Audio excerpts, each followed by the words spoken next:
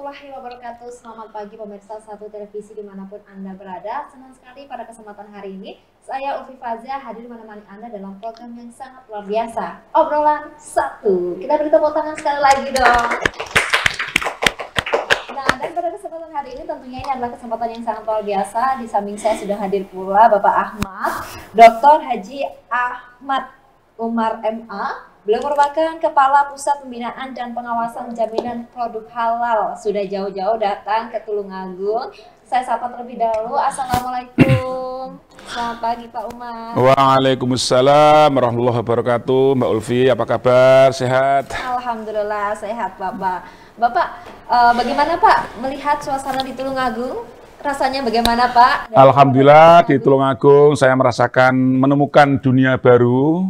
Kampus yang sangat luar biasa, megah, bersih, bagus, dan penuh kreativitas anak-anak. Tadi saya putar kampus semuanya rame. Walaupun hari libur, tapi kampus-kampus ruang-ruang pada rame, ada kegiatan ekstra anak-anak.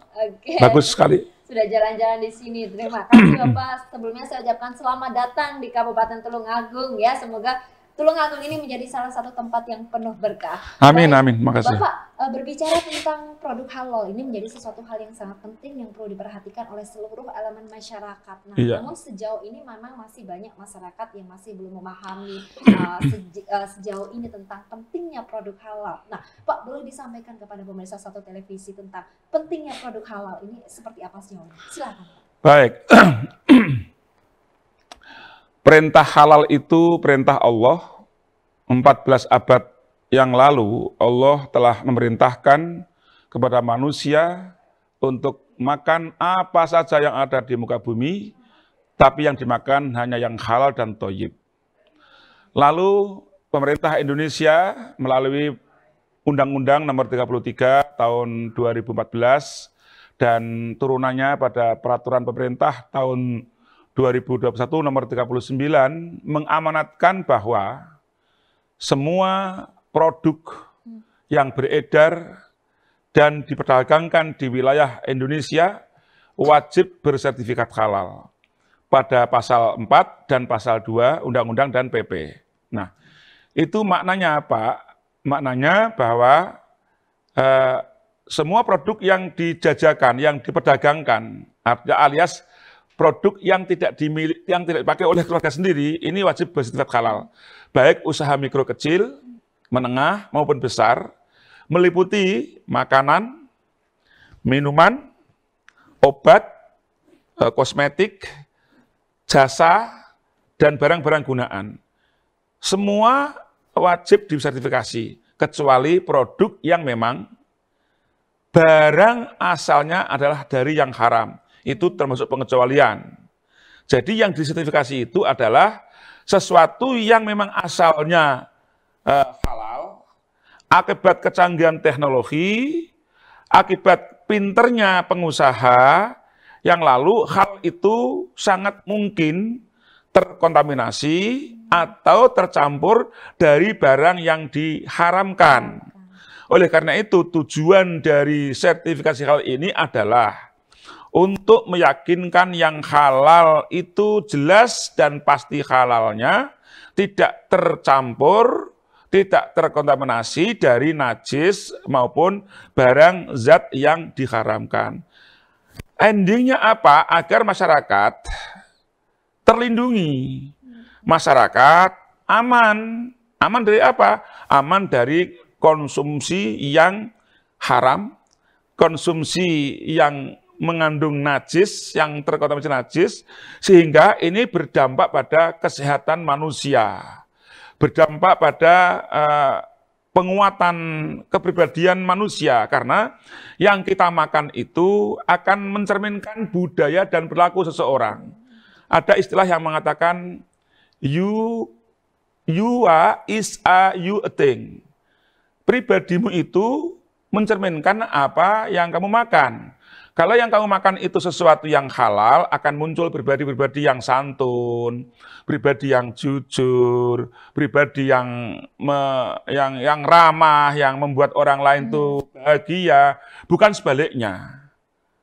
Nah, oleh karena itu, pemerintah punya komitmen bahwa untuk penahapan ini perlu ada penahapan-penahapan sehingga peraturan undang-undang tidak langsung begitu diundangkan langsung diberlakukan secara menyeluruh, tidak. Jadi ini ada penahapan-penahapan. Misalnya begini, untuk makanan dan minuman pemerintah memberikan tahapan selama 5 tahun. Dari tahun 2019, bulan Oktober yang lalu, 17 Oktober tahun 2019, akan berakhir di 17 Oktober tahun 2024. Maka saya mohon menghimbau kepada seluruh masyarakat, tentu manfaatkan kesempatan waktu sampai tahun 2024 tanggal 17 Oktober itu untuk mengurus sertifikat halal bagi pelaku usaha mikro kecil, menengah, besar, khusus untuk makan minuman. Karena ini undang-undang pasti mengandung konsekuensi hukum. Apabila lewat 17 Oktober tahun 2024, pelaku usaha yang menjajakan dagangannya belum bersertifikat halal, tentu ini akan dampak hukumnya ada. Nah, oleh karena itu fungsi kami dari pusat pembinaan ya ada 2.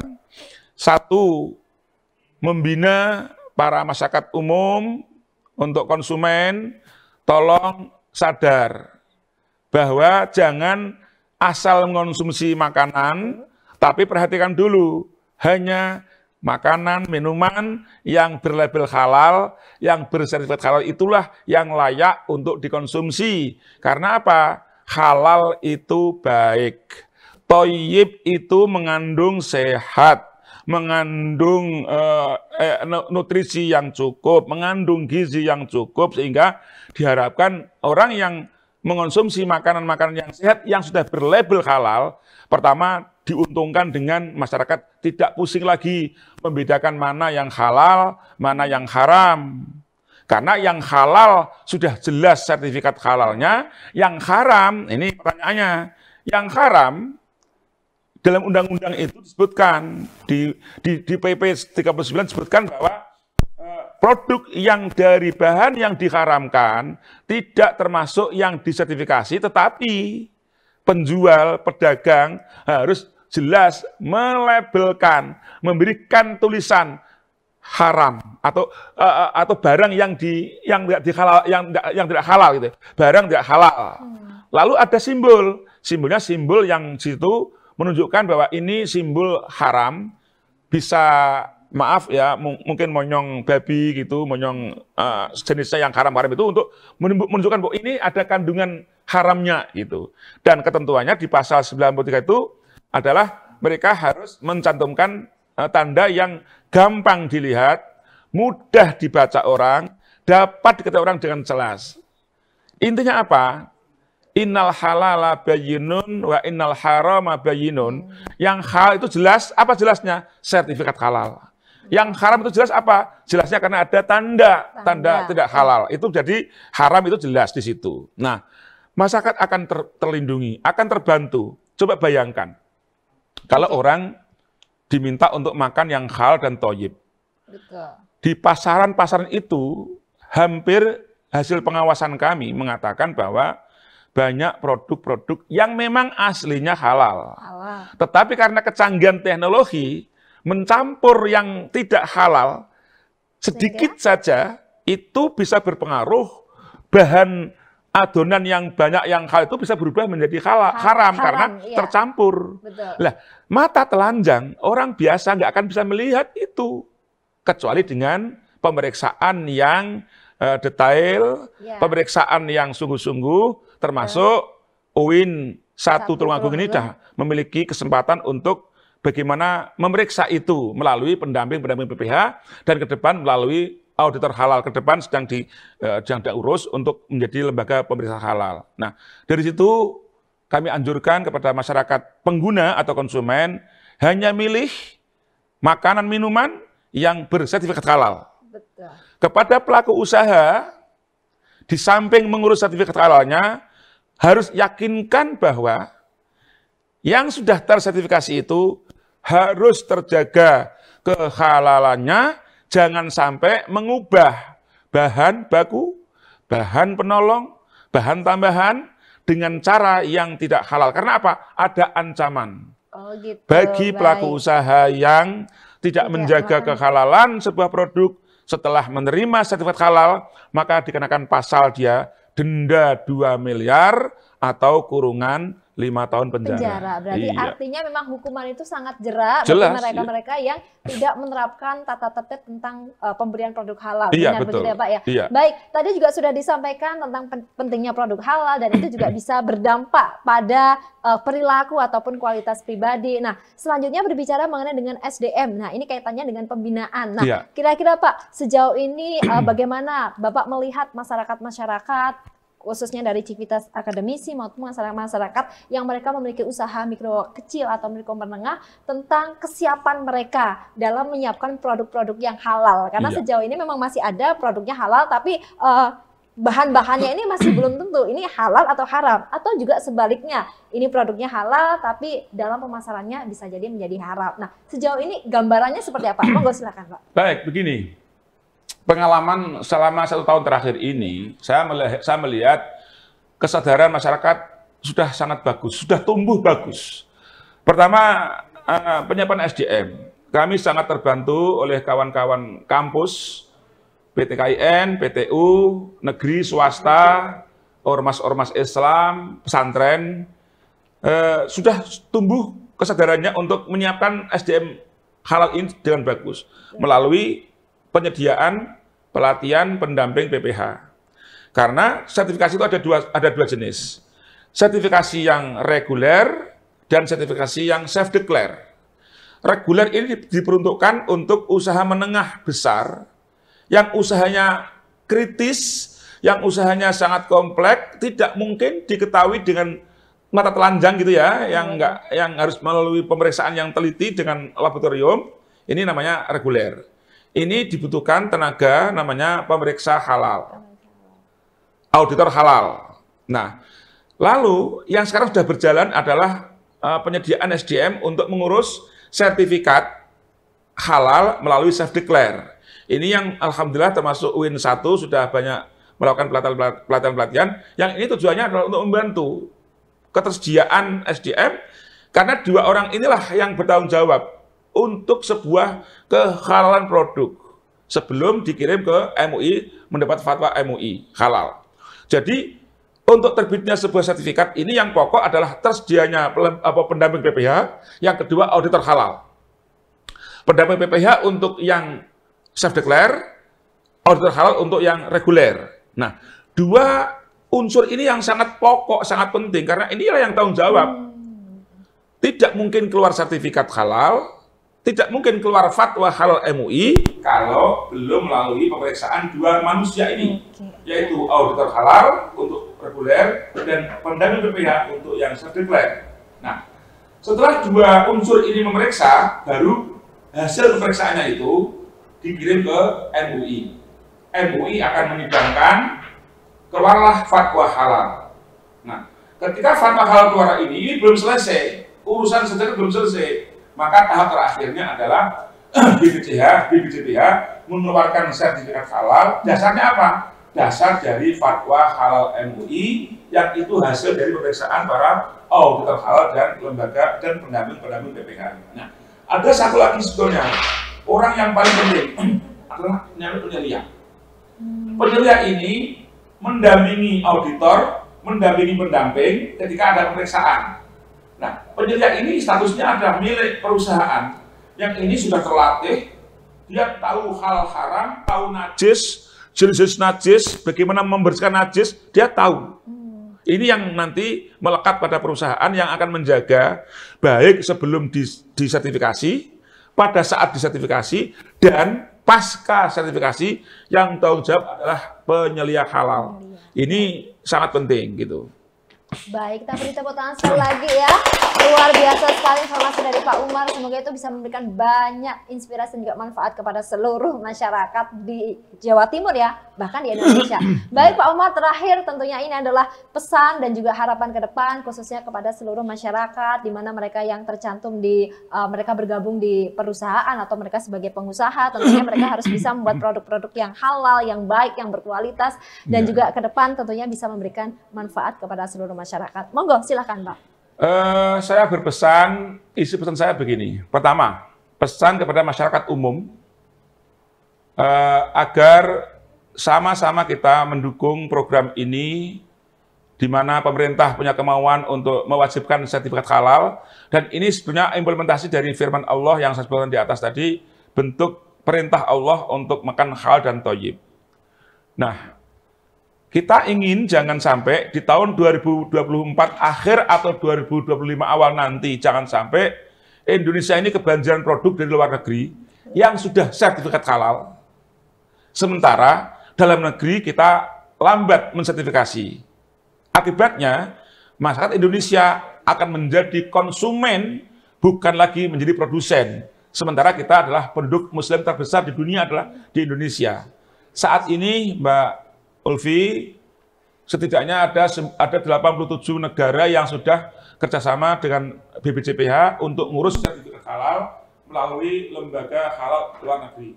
Itu artinya apa? Di luar negeri yang mayoritas muslimnya tidak besar Indonesia, mereka serius untuk ngurus sertifikat halal supaya mereka bisa ngirim produk ke Indonesia.